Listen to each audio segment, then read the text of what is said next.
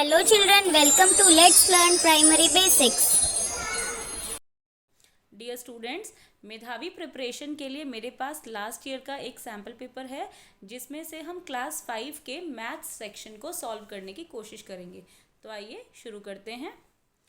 What is the difference between the lowest common multiple जो होता है LCM and highest common factor जो होता है एचसीएफ ऑफ 20 एंड 30।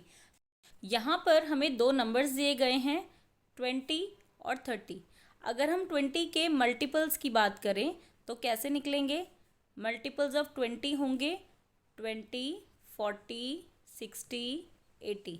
और मल्टीपल्स ऑफ 30 अगर हम बात करें 30, 60, 90। तो हम यहाँ पर देख पा रहे हैं कि दोनों का जो लोएस्ट कॉमन मल्टीपल है वो है 60। तो एलसीएम आया 60।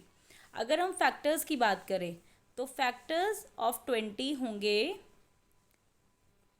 20 किस किस के टेबल में आता है या किस किस नंबर से फुल्ली डिवाइड होता है, वो होते हैं फैक्टर्स 1 से 2, 4, 5, 10 और 20। और फैक्टर्स ऑफ अगर हम 30 की बात करें तो ये होंगे 1, 3, 6, 5, 10 और 30। तो इनमें से हाईएस्ट ऐसा कौन सा फैक्टर है जो कॉमन है, वो होगा 10। तो यहाँ पर इनका एचसीएफ आया है 10। हमसे पूछा है इन दोनों का डिफरेंस, तो हम करेंगे एलसीएम माइनस एचसीएफ। एलसीएम है हमारा 60, एचसीएफ है 10 और आंसर आएगा 50। इसीलिए हमारे पास option number D correct answer होगा। आगे क्वेश्चन है what will be the double of 1/2। 1/2 का डबल क्या होगा? तो 1/2 को हम 2 से मल्टीप्लाई कर देंगे, 2 से 2 कट जाएगा और आंसर आएगा 1। और इसे हम ऐसे भी देख सकते हैं, मान लीजिए हमारे पास एक चपाती है और ये उसका हाफ पार्ट है, ये 1/2 है, ये 1/2 है। लेकिन जब हम 1/2 का डबल कर देंगे, 2 गुना कर देंगे, तो वो बन जाएगी एक पूरी चपाती जो होगा 1। तो यहाँ पर 1 है ऑप्शन नंबर 3 और ये हमारा करेक्ट आंसर है। अब नेक्स्ट क्वेश्चन थोड़ा सा समझने की ज़रूरत है। Rahul buys an item for ₹100। Rahul ने 100 रुपीज़ में कोई चीज़ खरीदी है।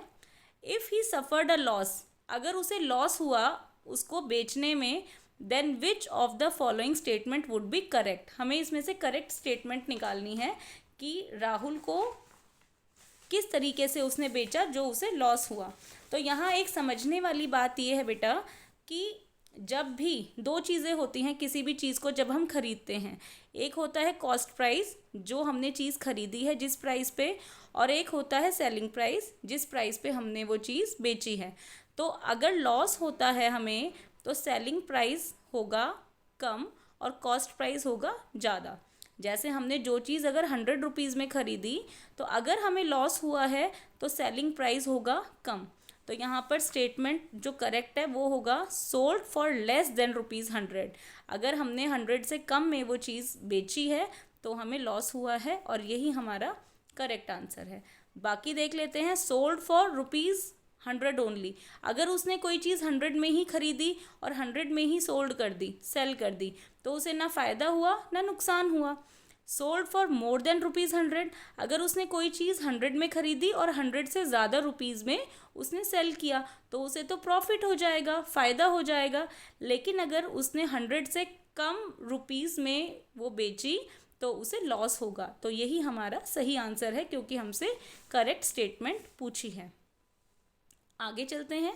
If you have completed your 50% of the homework, अगर आपने 50% होमवर्क कंप्लीट कर लिया है, then it means you have completed dash of the work.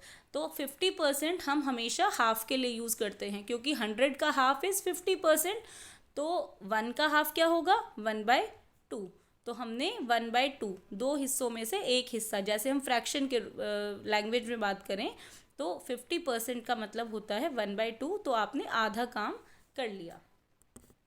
Next हमारे पास क्वेश्चन है if there are 4 trains PQRS running at the speed of 80 kilometre per hour, 60 kilometre per hour, 100 kilometre per hour and 90 kilometre per hour. तो सबसे पहले हम यहाँ पर ये सबकी लिख लेते हैं स्पीड।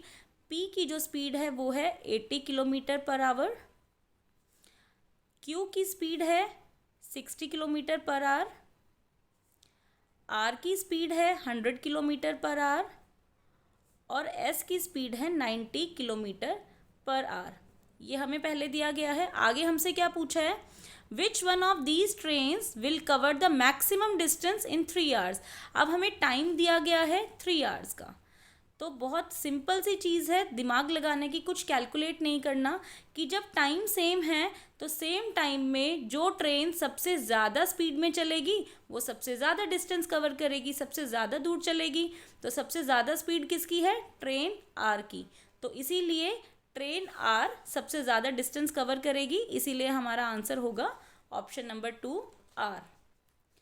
आगे बढ़ते हैं, the correct ratio of the faces and edges of the cuboid.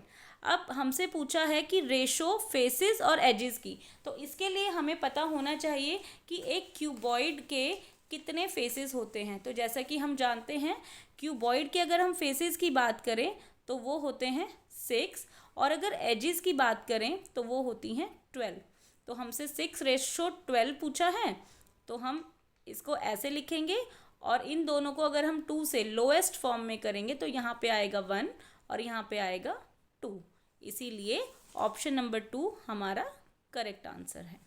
ये आपको पता होना चाहिए कि क्यूबॉइड के फेसेस देखते हैं 1 2 3 4, एक ऊपर वाला और एक नीचे वाला, 6 फेसेस हो गए। और एजेस की बात करें तो 1 2 3 4 5 6 7 8 9 10 11 12।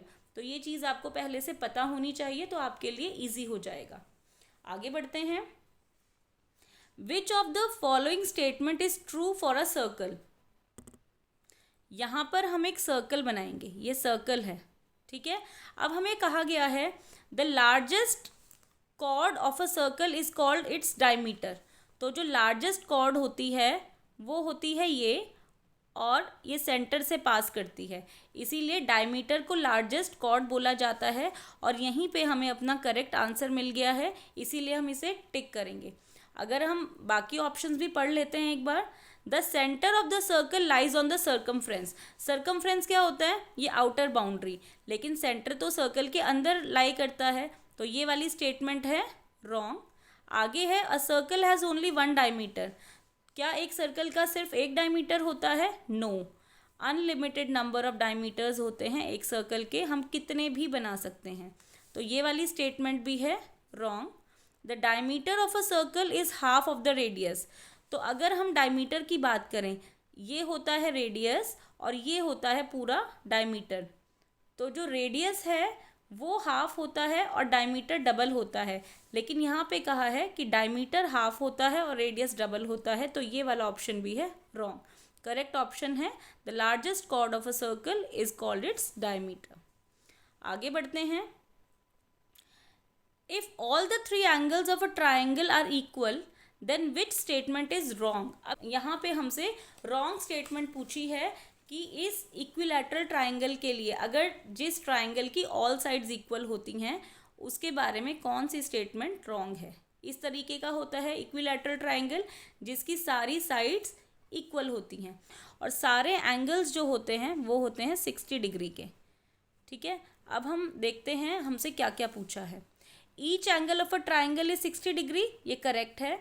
All the sides of the triangle are also equal, हमने अभी पढ़ा है सारी साइड्स इक्वल होती हैं। Such a triangle is called equilateral triangle, जिस ट्राइंगल की ऑल साइड्स इक्वल होती हैं वो इक्विलैटरल ट्राइंगल होता है, ये भी करेक्ट है। In this triangle the sum of 2 sides is equal to the third, ये रॉन्ग स्टेटमेंट है। जहाँ पर 2 साइड्स इक्वल होती हैं और एक साइड अलग होती है, उस वाले ट्राइंगल को हम आइसोसेलेस ट्राइंगल बोलते हैं। तो इसीलिए यही वाली स्टेटमेंट गलत है, इसलिए हम इस पर टिक लगाएंगे क्योंकि हमसे रॉन्ग स्टेटमेंट पूछी है। आगे हमें 2 फिगर्स दी हुई हैं और इसमें एरिया और पेरीमीटर की बात की गई है। तो हम पहले फिगर ए का एरिया निकालते हैं। कैसे निकलेगा, ये 1 क्यूबिक सेंटीमीटर है, 1 सेंटीमीटर का स्क्वायर है हर एक, तो हम इसे इजीली काउंट करेंगे, एरिया निकल जाएगा 1 2 3 4 5 6 7 8 9 10 11 12। इसका एरिया है 12 सेंटीमीटर स्क्वायर। अब फिगर बी का देखते हैं। 1 2 3 4 5 6 7 8 9 10 11 12, इसका भी एरिया है 12 सेंटीमीटर स्क्वायर। अब पेरीमीटर की बात करें तो यहाँ से काउंट करना शुरू करते हैं। आउटर बाउंड्री काउंट करेंगे। 1 2 3 4 5 6 7 8 9 10 11 12 13 14, इसका पेरीमीटर है 14 सेंटीमीटर। और इसका पेरीमीटर काउंट करेंगे। 1 2 3 4 5 6 7 8 9 10 11 12 13 14 15 16 17 18 19 20, इसका पेरीमीटर है 20 सेंटीमीटर। अब कुछ स्टेटमेंट दी गई हैं, इन्हें देखते हैं। Figure A has more area than B, तो दोनों का तो एरिया इक्वल है, दोनों का 12 सेंटीमीटर है, तो ये वाली जो स्टेटमेंट है ये रॉन्ग है। आगे है figure A has more area but less perimeter, area equal है तो मोर एरिया कह नहीं सकते, ये भी रॉन्ग है। Both the figures have same area but different perimeter, yes, दोनों का एरिया सेम है लेकिन पेरीमीटर इज डिफरेंट, तो हमारी जो करेक्ट स्टेटमेंट है वो है स्टेटमेंट नंबर 3। और फोर्थ भी एक बार चेक कर लेते हैं। Both figures have different area and perimeter, तो पेरीमीटर डिफरेंट है लेकिन एरिया सेम है, ये वाली स्टेटमेंट भी रॉन्ग है, तो हमें हमारी करेक्ट स्टेटमेंट यहाँ पर मिल गई है। लास्ट क्वेश्चन है, study the given bar graph and answer the question below. अब यहाँ पर एक बार ग्राफ दिया हुआ है जिसमें इस वाले स्केल पर वेजेस हैं और इस वाले स्केल पर नंबर ऑफ वर्कर्स हैं, और हमसे क्वेश्चन पूछा है which ways group has the largest number of workers, तो जो सबसे बड़ा बार होगा वही लार्जेस्ट ग्रुप होगा। तो यहाँ पर कौन सा ग्रुप है, 60 to 65, और इसीलिए हम 60 to 65 पर करेक्ट आंसर लगा देंगे। तो आई होप आपको ये वीडियो में सारे क्वेश्चन समझ आए होंगे। अगर आपको वीडियो अच्छी लगी हो तो लाइक कीजिए, शेयर कीजिए, चैनल पर नए हैं तो सब्सक्राइब कीजिए, क्योंकि बहुत सारी वीडियोस हैं जो आप बच्चों के लिए काम की हो सकती हैं। Till the next video, keep practising, stay healthy, bye bye.